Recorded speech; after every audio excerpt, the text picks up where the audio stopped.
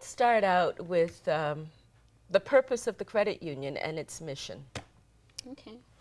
Well, one of our biggest purposes in the credit union is we definitely saw the need to bring another financial institution to the community, where we currently only have one other financial institution, which has been in the community for some time now, but we felt we needed to bring a financial institution to better serve the East Palo Alto community that we have been wanting to just bring in other resources to. So. And what makes a credit union different from a regular bank? The biggest difference is that a credit union is member-owned, whereas a bank is a for-profit and we're not-profit. We're not-for-profit. So that's the biggest difference between the two. Well, just in terms of laying a foundation for what we're talking about in terms of similarities and differences, well, from what makes a farmer's market different from a regular store where people can go buy vegetables and various other commodities? Well, in the case of the East Palo Alto community-based farmers market, Collective Roots responded to a call from the mayor, Ruben Abrica at the time, and also the East Palo Alto Community Health Roundtable. And there was an interest in the community to start a farmers market, as many other communities are.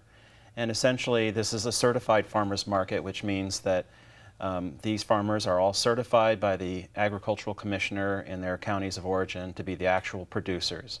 And so you know when you go to a farmer's market that you're buying directly from the farmer and you're buying produce that's been harvested very recently and being sold directly to you from the farm.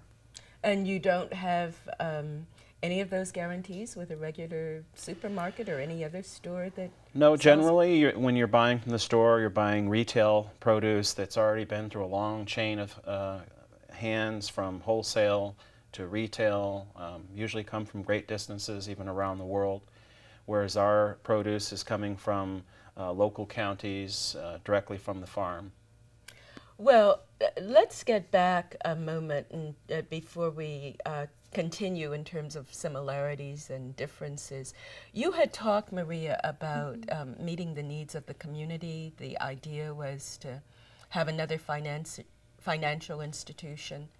Why? It's a small community of about 30,000. Why was there a need for another financial institution? It is a small community. However, we have a lot of predatory lending within the community, and there is a big issue with check cashing. A lot of our community members are going and using these predatory lenders, and we wanted to offer another alternative as opposed to going and being charged outrageous fees for the check cashing. That was one of our biggest issues that we wanted to address.